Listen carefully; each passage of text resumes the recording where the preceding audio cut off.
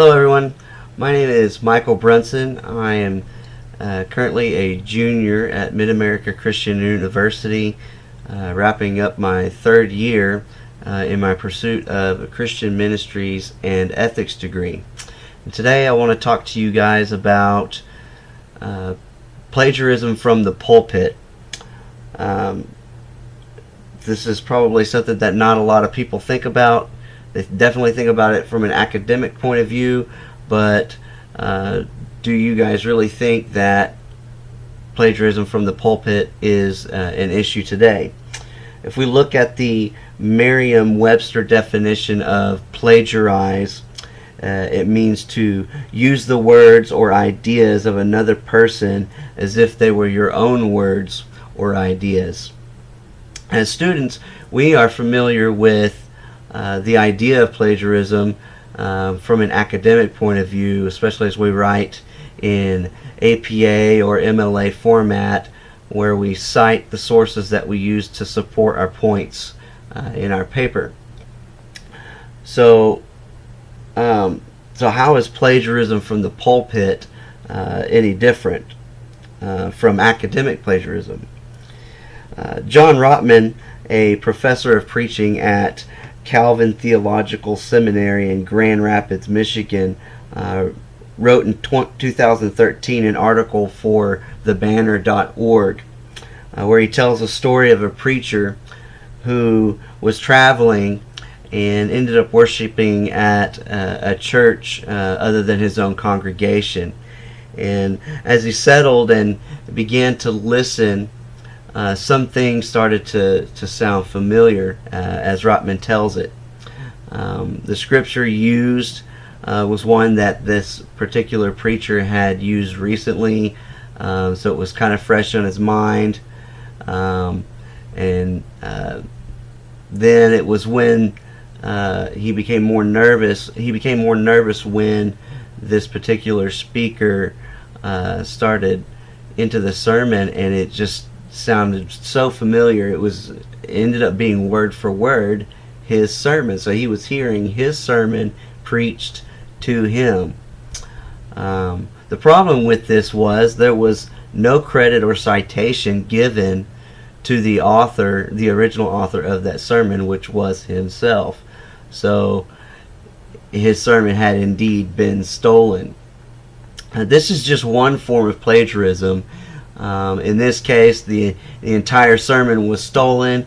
And we can look at this from a Christian's perspective by looking at Exodus chapter 20 verse 15, where it just very plainly states, "You shall not steal," as one of the commandments. But it's not always that easy to tell, as in this case, where the pastor was easily able to identify that was his own sermon that was stolen.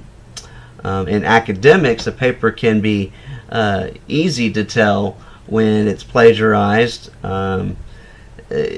As you turn your papers in and it goes into turnitin.com, your professors get it, and it can be rated on its plagiarism, if there is any. But we have a systematic way through APA or MLA formatting to cite works used and to reference the material that the reader can go look after and validate the sources that you've used. But for speaking, it's a lot more difficult to interpret whether the ideas are the speaker's own ideas or if they've drawn from other sources without any verbal citations accompanying their thoughts. So in speaking, especially from a preacher, we should expect a level of integrity to be maintained. So what are some practical recommendations that I would give for novice preachers who need to know how to avoid pulpit plagiarism? H.B. Charles, senior pastor of Shiloh Metropolitan Baptist Church, writes that you can milk a lot of cows, but churn your own butter. In other words, what he's saying here is do the work that it takes to build your own sermon. You can draw from a lot of sources, but in the end, the sermon needs to be yours. You churn your own butter by making it yours. Give the credit where it's due. You cite your sources, and it actually helps build credibility for you as you speak to your congregation. When you're using and taking ideas from books that you've read on the topic that you're speaking, it helps the congregation know that you're not just dreaming things up, and that there are other people, even elite pastors, that hold the view that you're preaching. So it helps give credence to what you're teaching your congregation. My personal recommendation would be to maintain manuscript copies of your sermons, complete with documented citations and references. This will help you remember as you study your manuscript before you preach. It just helps you remember where your info comes from, and it helps keep you honest in making sure that you cite those sources coming from somewhere other than your own brain. And then lastly, as recommended by Monty Hale of the South Carolina Baptist Convention, he advises that young preachers can especially create problems if they're not confident in their abilities or their voice. So it's helpful to understand that if God has appointed you to preach, He most certainly has called you to preach in honesty. That includes not stealing the work of other preachers and then acting as if it were your own. In other words, he says, be yourself. Take the time, to put your own voice into your work, and just truly make it your own. Don't worry so much about trying to sound like these big preachers that you're listening to and comparing yourself so much. Let yourself as a young preacher develop, and these things will come in time as you mature.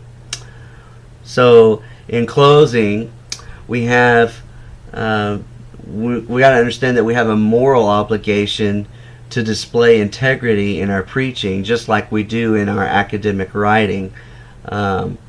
We remember to cite our sources, give credit where it's due, and over time these ideas and things like that, as you develop, they do become your own. You'll start to learn to articulate that in a way that is in your voice. And you don't want to jeopardize your reputation by plagiarizing and therefore making a mockery of God. There's too many people. The internet is full of accessibility to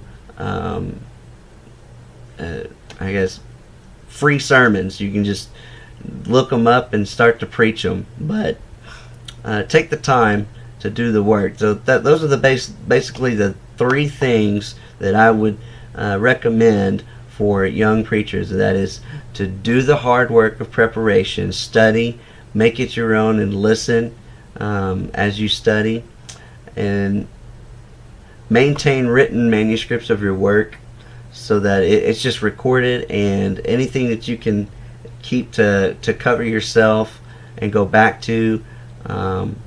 And then lastly, just ensure that you're being yourself in your preaching and in your preparation. I hope that this information is useful and that you find courage in developing your own sermons. Have a great night.